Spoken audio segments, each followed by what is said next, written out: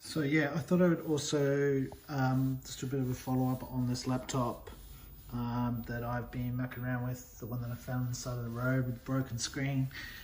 Just how I've set it up now and made it so it's really useful. I'm actually going to use this probably permanently on this louver TV of mine. Certainly until I get my cave multi, which is coming.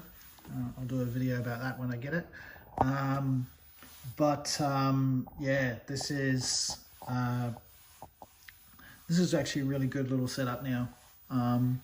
So probably the first thing I can show you is that yeah, I've also settled on some I guess some of the video options in RetroArch to make this a bit easier to use. I think I was using some different settings previously. This certainly allows for a lot more control over the picture, I found. It works for most games, particularly games that are 240p, but there are a few games that are actually slightly less pixels high. And so this doesn't account for those in terms of being, you know, something, a turnkey solution, one size fits all. There is a little bit of modification that you have to do. Anyway, I'll get into that now. I'm just going to flip this on its side so you can see the configuration options a little easier because I've got this monitor and tape, right?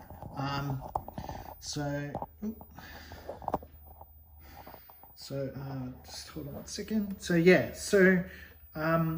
probably, as I mentioned, the main thing is around scaling. And so now what I've done is I've actually, for the most part, I've actually turned off integer scaling. It's kind of not necessary. I think it seems to cause problems when with this custom aspect ratio. So yeah, I'm not turning it on when it comes to the CRT. You definitely need to have it turned on, I think, when you're doing scaling on you know, on a flat panel or something along those lines. You know, otherwise you do get scaling artifacts. You're still going to get scaling artifacts with this, and I'll show you that in a second. But yeah, so really turning off that integer scale, setting the custom aspect ratio on. The beauty of that is that you can then, once you've done this and you've set the width here, again, I've set the width to be, you know, that sort of around that 1920 pixels width. The height, this is the vertical height, and you can see that it's got that 1x. That's sort of the default height. And I'll show you how what that sort of affects later on. But yeah, with these custom aspect ratio settings, you can really start to do some modifications. So you can see here, for instance, I'm able to move horizontally the picture, and with this I am able to move the vertical position, and so that means I can now quite nicely center the picture vertically, or in this case horizontally, when I'm in tape mode. And this setting works as well, so you can kind of adjust the size. So yeah, really with these settings you can effectively you know, replace the need to go into your service menu. You can get all of the picture that you want for each of the games. Unfortunately, there's a lot of inconsistency between the games, so the setting isn't universal, but you can kind of get something that sort of works on most games. It's really this one that's not universal. And you can see here that it's, at the moment it says 240 pixels high at 1x. Not every game is that height. Probably some other stuff that I've kind of been investigating, some stuff around the latency as well. So I mean, it's probably a good idea to have automatic frame delay enabled and have it set to frame delay auto. This actually, it has a bearing on the input latency, and it's to do with the way that it sort of does some input handling between the frames. And this is a way of ensuring that, you know, the input handling is handled between frames, as far as I'm aware. So it's kind of a good thing to have enabled. It does have a bearing on the performance, but I think this is giving a really good approximation of the input that you might get on, say, a Cave PCB. There is run ahead as well, but I think this laptop, it's a little under spec for some of those, for some of that kind of stuff. You know, maybe if I was experiencing or feeling a little lag, I might turn this on and maybe just have it sort of set to one frame, or you know, I might turn it on to single instance, or maybe even this the preemptive frames. The preemptive frames is like the newer version of the run ahead, and I think it is a lot more performant. But yeah, I think I haven't really noticed any major lag or latency, you know, so maybe I might notice these things a little bit more once I start actually having a PCB here of a Cave game, and being able to do the comparisons between RetroArch and the real thing.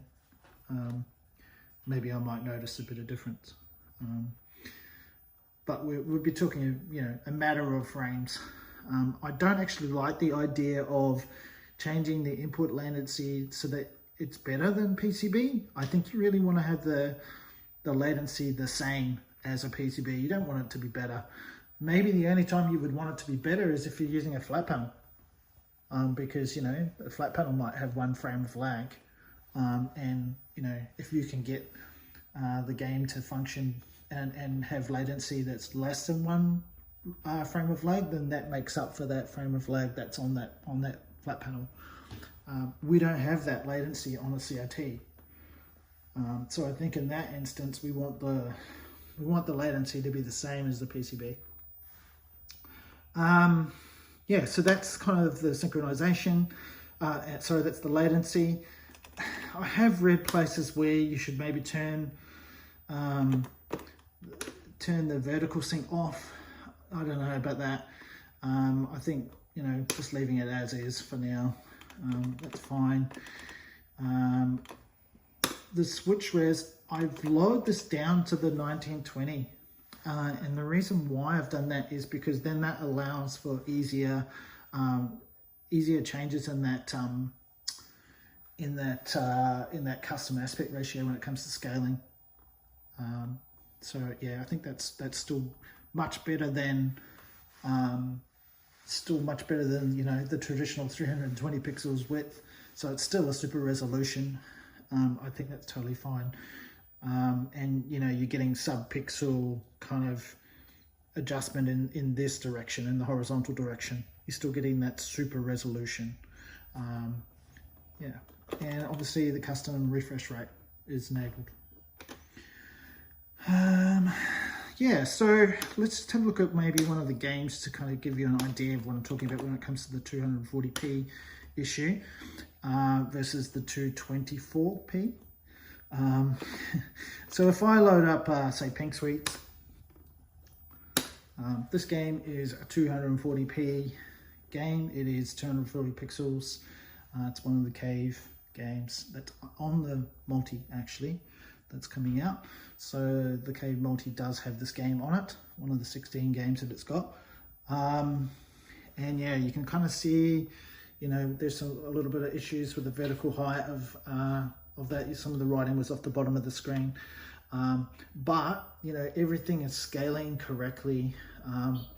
So in the horizontal width, best way to tell is to go into the game, and when we sort of move side to side, the background will look nice and smooth, and there won't be any kind of scaling artifacts. So that's all lovely and smooth. Everything working as expected. Okay. So let's close that content, you see that when I close the content, the desktop shows up behind. I think that is because, yeah, that's the resolution. And if I don't set the resolution on the desktop using the X render that I mentioned in the last video, as soon as you exit out of a game and close the content, it's going to go to that normal sort of 1080p resolution of your desktop, and it's going to, you know, absolutely destroy your sync, and the VG, you know, the RGB signal that's going out of the HDMI and into the television. The sync will just disappear, and you'll lose the picture. It may pick up the sync when it comes back again, but yeah, you're going to get that horrible kind of like, you know, desyncing, and probably feeding in too high a refresh rate or too high a signal into the TV, into the CRT is probably not that good for it. Yeah, so let's just show you the scaling problem. So I think this game here is a 224 pixel height game. So if we run this is the Donpachi Daiojo. So I go into the black version of the game, black label. And you can kind of see, like, you can see in the cave logo, that should be a nice smooth kind of thing. The A here, you can see the scaling artifacts, and you know, all through the kanji here. You know, the size of these letters is different depending on where it is on the screen. The A, that A there and that A are different. And you can see when it's moving left and right, the background of the level is just, yeah, terrible. So let's go into the game just to kind of show what that looks like.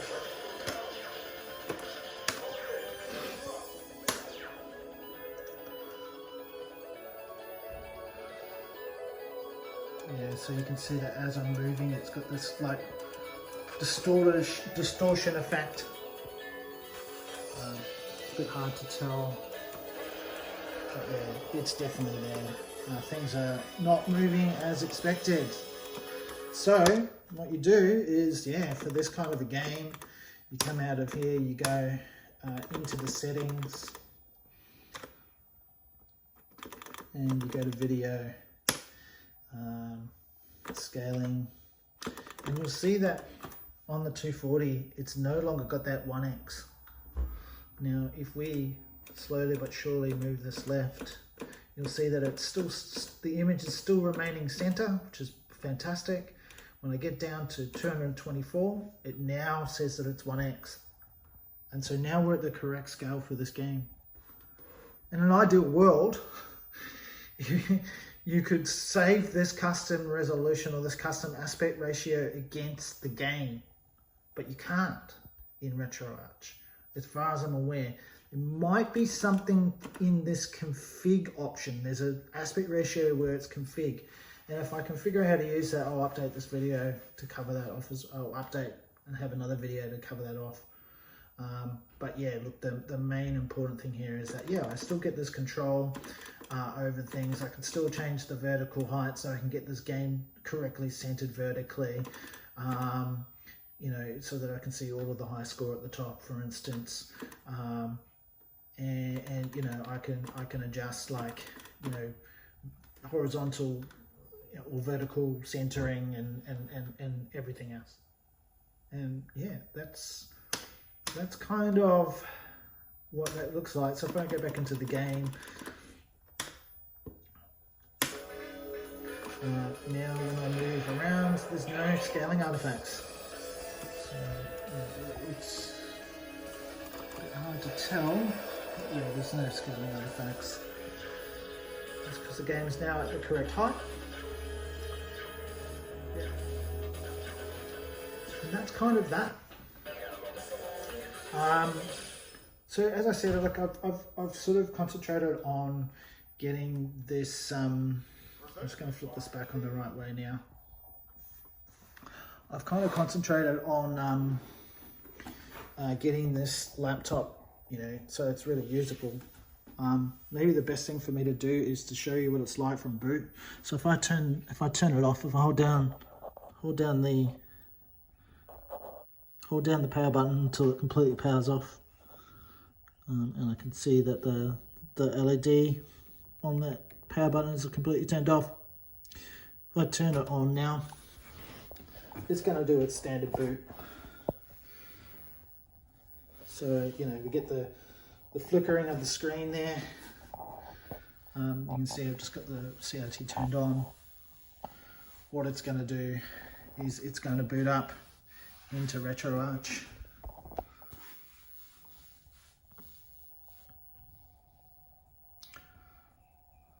Still going.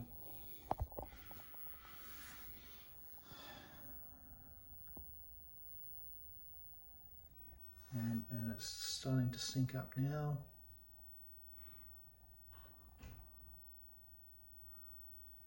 And you can see now the desktop's there, there's the mouse icon, there's the background, and we're in RetroArch. Yep. And strangely, it's actually kind of more centered than it would normally be. That's that custom resolution, that custom aspect ratio, sorry, the custom scaling. It's not a core thing, it's not a per game thing. It looks like it's across everything, which is, so it's just in the video settings. It would be great if you could have video settings per core or per game, but it doesn't look like RetroArch supports that. And yeah, so that's one thing. I mean, the other nice thing, as I've said in previous videos, you can put this thing to sleep. So one thing I can do is I can press the sleep button on it,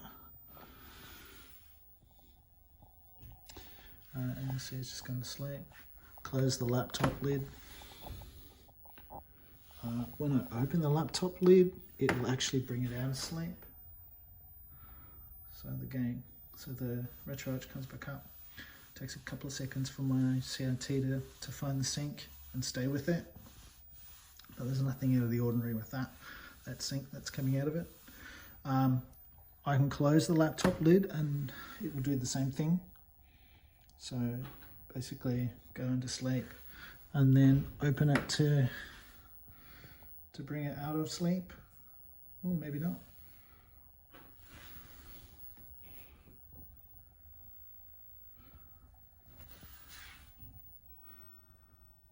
No. Maybe I have to press escape. Yeah. So yeah. So the other thing I've set it up to do is basically if you press escape or if you quit out of RetroArch, it will just restart RetroArch. So yeah, if I press escape a couple times, you'll see it goes back to the desktop and then just restarts.